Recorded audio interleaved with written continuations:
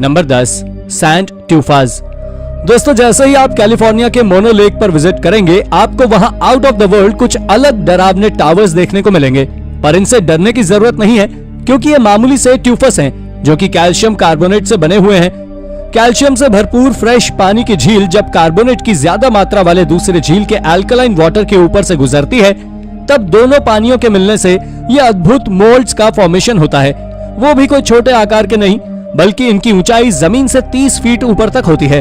सन 1941 में Los Angeles department of water and power से झील की स्ट्रीम्स को विभाजित कर दिया था, जिस वजह से कम पानी होने के कारण इनका पानी सूरज की गर्मी में सूख गया और इस प्रकार सालों बाद इन ट्यूफास का फॉर्मेशन हो गया।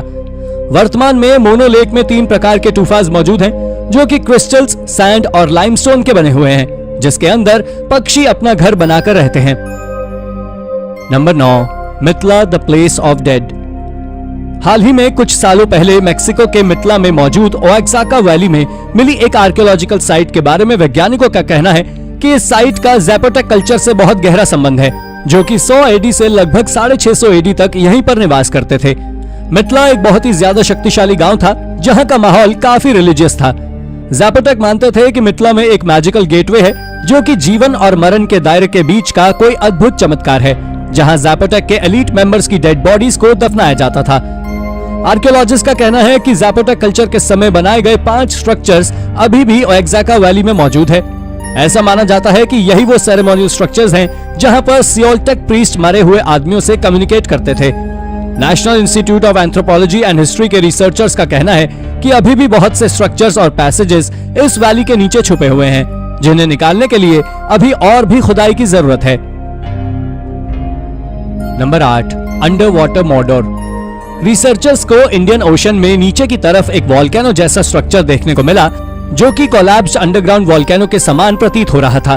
दोस्तों, इसके ऊपर एक अलौकिक सा आकार मौजूद था, जो कि आई ऑफ सौरन के समान था, और जिसको लेकर वैज्ञानिकों का कहना है कि वॉल्केनो के आसपास सी फ्लोर पर ही 2 और अद्भुत स्ट्रक्चर्स देखने को मिले, जिस वजह से वैज्ञानिकों ने उस पूरे इलाके को अंडरग्राउंड मॉर्डर करार कर दिया है। इसके अलावा उसके पास में ही एक ओवल शेप का बड़ा सा स्ट्रक्चर मौजूद था, जो कि किसी मिथिकल टायरेंट की शैतानी आंख जैसा प्रतीत हो रहा था, पर असल में ये एक अंडरग्राउंड वॉल्केनो का माउथ है, जो कि रिम से 980 फीट की ऊंचाई पर मौजूद है। वैज्ञानिकों के अनुसार ये अंडरग्राउंड मॉर्डर ऑस्ट्रेलिया के पास मौजूद क्रिसमस ट्री से लगभग 280 किलोमीटर की दूरी और 10,000 फीट की गहराई पर मौजूद है। ऑस्ट्रेलिया के Commonwealth Scientific and Industrial Research Organisation के रिसर्चर्स ने हाल ही में वॉल्केनो के आसपास छोटे छोटे माउंटेन्स मौजूद, जिन्हें बारडोर का नाम दिया है। Number 7 death valley.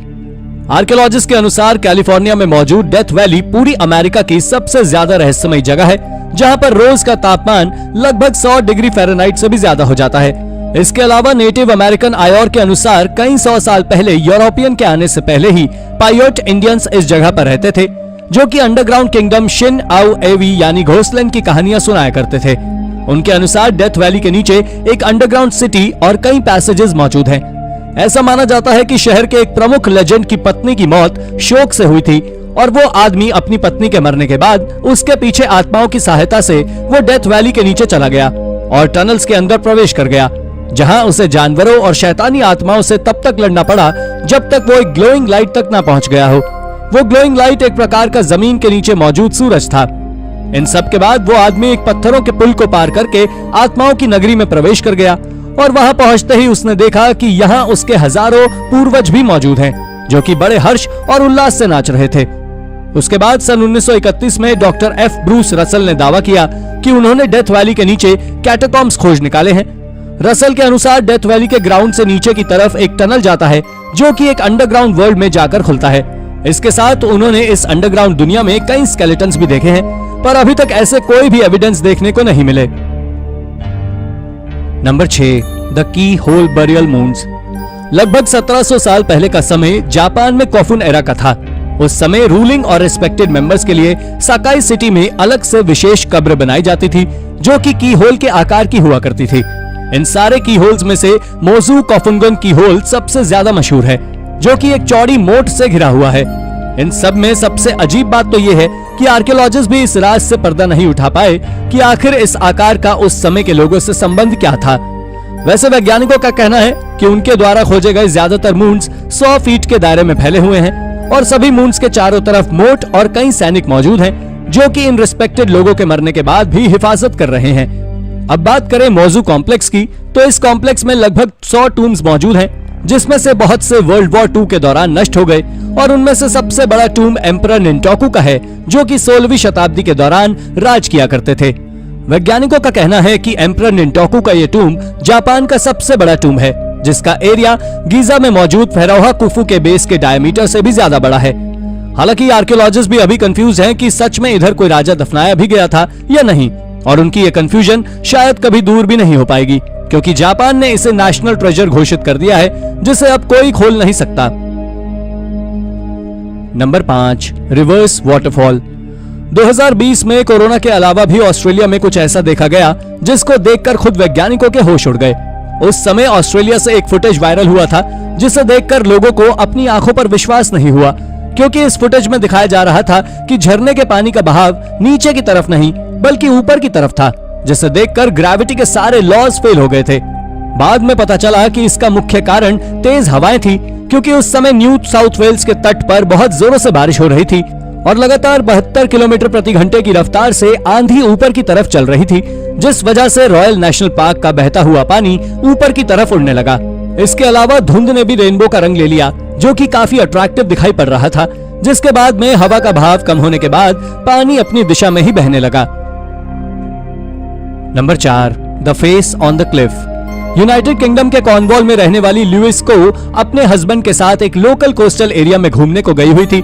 किनारे पर घूमते हुए उन्होंने बेडरूथन स्टेप्स पर एक विचित्र सी चीज देखी, जिसके बाद उन्होंने बताया कि ये किसी इंसान का चेहरा है, जिसे देखकर यह प्रतीत हो रहा था कि ये 1000 साल पहले यूके में निवास करने वाला ही कोई आदमी होगा। वैसे बहुत से कपल्स का यह भी कहना था कि वो इस जगह पर बहुत बार विजिट कर चुके हैं, पर आज तक उन्होंने ऐसा चेहरा पहले कभी नहीं देखा। मगर जिस कपल ने उसे देखा था, उनका कहना था कि लैंडस्लाइड की वजह से बने स्ट्रक्चर का शेप इंसान के चेहरे जैसा हो गया है। Number 3, San Luis Valley. San Luis Valley, जो कि कोलोराडो से होते हुए न्यू मैक्सिको तक जाती है, इसका इतिहास काफी खास है, क्योंकि ये बहुत से नेटिव अमेरिकन कल्चर्स का घर है, जहां 11,000 साल पहले क्लोविस और फॉल्सम कल्चर्स के लोग भी रहा करते थे। इसके अलावा इस जगह से कई यूएफओ भी दिखते थे, जिसके ज्यूडी मैसोलिन ने इस जगह का सदुपयोग करना चाहा, जिसके लिए उन्होंने इस जगह पर यूएफओ वॉच टावर को सेट कर दिया और उन्होंने लोगों को बुलाना शुरू किया, जिससे ज्यादा लोग यूएफओ को देखें और उनको एग्जामिन करें। दोस्तों, उनकी सोच के अनुसार उनका ये प्लान असल में वर्क भी किया, जिस वजह से साल 2000 तक लगभग 50 से ज्यादा यूएफओ लाइक साइटिंग्स को उन्होंने वॉच टावर से देखा, जो कि एक बहुत बड़ी अचीवमेंट थी। आपको बता दूं कि इस वैली को एक बार number 1 UFO hotspot per capita का खिताब मिल चुका है, क्योंकि यहाँ पर 10,000 व्यक्तियों के लिए 275 यूएफओ साइटिंग अवेलेबल थी। हालांकि कुछ सालों से यहाँ पर जानवरों के मरने के बहुत से केसेस सामने आ रहे थे, जिसमें खरगोश और घोड़े भी मौजूद हैं। कुछ वैज्ञानिकों का कहना है कि ये सब यूएफओ की रेडिएशन से हो रहा है, जिसके बहुत से सबूत भी मिले, क्योंकि कुछ स्थानीय लोगों का कहना है कि जो घोड़े यहाँ मरे हैं, उन पर घाव और जलने के निशान भी मौजूद हैं। Number 2, N ancient Irish tomb. Ireland में मौजूद क्रीवी कील कोर्ट टूम्ब लगभग 4500 साल पुरानी एक ऐसी रहस्यमयी जगह है, जहां डेड बॉडीज को दफनाया जाता था, जिस वजह से आपको यहाँ कोर्ट स्टाइल टूम्ब भी देखने को मिलेंगे। इन टूम्ब्स के बनने की शुरुआत प्री हिस्टोरिक समय से हुई थी और प्रथा अर्ली क्रिश्चियन पीरियड तक चलती रही। साल 1909 में सभी इन टूम्ब्स को जायंट ग्रेव्स के नाम से जाना करते थे, पर आयरलैंड के स्थानीय लोग इसे कासल ऑफ एन्चांटमेंट बोला करते थे। वैसे आपको जानकर आश्चर्य होगा कि इन टूम्ब्स के आसपास कुछ चमत्कार भी देखे गए हैं, जैसे कि सन 1979 में गेराल्ड कियल ने दावा किया था कि उसने टूम्ब्स में से एक अलग प्रकार की रोशनी आती हुई देखी है। इसके अलावा और भी बहुत से लोगों ने इसके आसपास बहुत विचित्र चीजें देखी, जो सच है या नहीं ये कोई नहीं जानता। Number 1, mysterious underwater sinkhole. Philippines में मौजूद जनरल सैंटोस सिटी के पास एक रहस्यमयी अंडरग्राउंड सिंकहोल मौजूद है।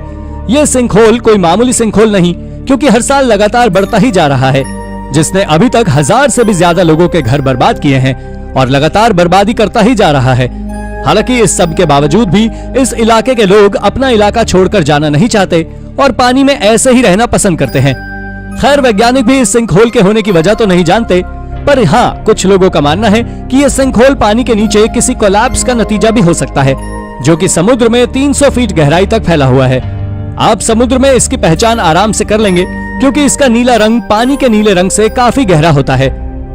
तो दोस्तों, ये थी हमारी एक और इंटरेस्टिंग वीडियो। अगर आपको ये वीडियो पसंद आई हो तो इसे लाइक करें, और हाँ, जाते जाते चैनल को सब्सक्राइब भी जरूर कर दीजिएगा। Thank you for watching.